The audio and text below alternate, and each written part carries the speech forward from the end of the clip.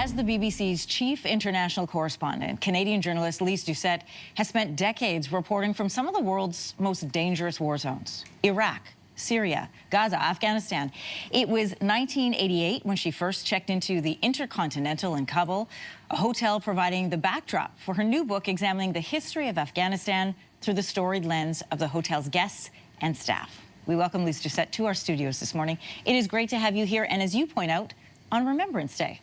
Yes, I think it's, of course, it's a very solemn day for all of us across the country, indeed across the Commonwealth. I've just come from Britain, and to remember the sacrifices, and not just the sacrifices of wars of the last century, of Afghanistan, where 158 Canadian soldiers gave their lives as part of a multinational mission, and of course others were wounded physically as well as emotionally. And I think for all of us, it's a reminder that what seems that those wars gone by or wars far away are not far away at all. They are threaded through our own history and the lives that we continue to lead, which is why I've tried to, as a journalist, find a different kind of storytelling about a story of our time. And I love that you've placed it in this hotel. It is more really than a hotel. It has become symbolic to you. It's the framework for your stories of the Afghan people, particularly the ones who worked there. It starts with, or the main character really is Hazrat. This is a man who saw the hotel through very different ownership starting back in the 1970s. So tell us more about him.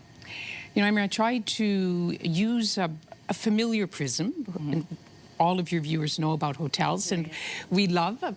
There's Hazrat, and you can see 70-something now, and the window, the lovely windows, which gave the most spectacular view of the city when this first luxury hotel in Afghanistan opened to great fanfare on a pine-covered hill on the edge of Kabul in September 1969, when Afghanistan was a kingdom, a peaceable kingdom, a time before war. And Afghans remember that time as the golden years. And that the glass that you see Hazrat standing behind, put it between him and that still spectacular view of the city, was when the hotel was attacked twice by suicide bombers. But I wanted to find a way to use literature. Literature has this great power to expand our horizons, to take us to place, but also to open our heart in empathy and to tell the story not through the leaders and the warlords, but through people like you and I. In their case, just keeping the hotel running. Cooks keeping cook pots on the boil, waiters waiting, and people like Hazrat, who, what really struck me about him, Anne-Marie, was how proud and dignified he was to be working at the Intercontinental Kabul.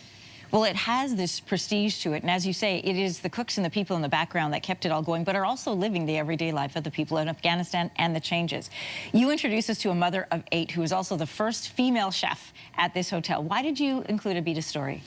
Well, as we know, women are part of every country's story, including Afghanistan, despite the fact that the current leadership is trying to push women out of public spaces, including educations for girls and women.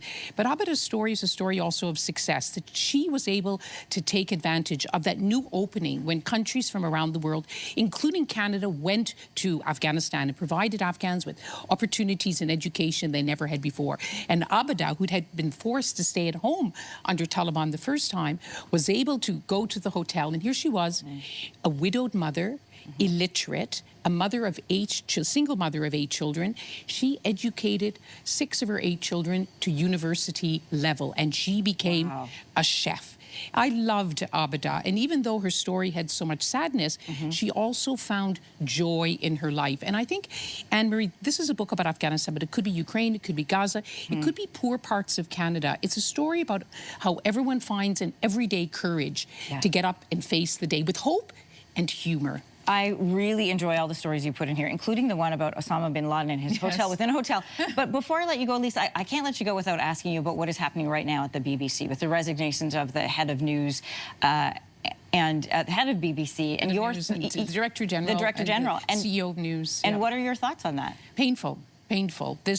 No journalist likes to be the story. Something is wrong when we become the story. And for us, for our public broadcaster, a public broadcaster like the CBC, like ABC, public broadcasters the world over, this is a crisis for the BBC. But I was just on a staff call this morning, and we have to use this crisis as an opportunity to think hard about some of the editing mistakes that were made, to think hard about the criticism which comes as, because we are a public broadcaster, we come under, and as we should, under more public scrutiny. We belong to the public. So we have criticism from the right, from the left, from all sides, because everyone believes, and they should believe, the BBC belongs to them. And we have to find a way for myself as a journalist to find our way through this, to do what we have to do, which is try to move as close as possible to the truth and also to keep the trust. We are still regarded as one of the most trusted broadcasters in the world, and we have to now go out and prove it. And it's worth protecting. Prove and protect.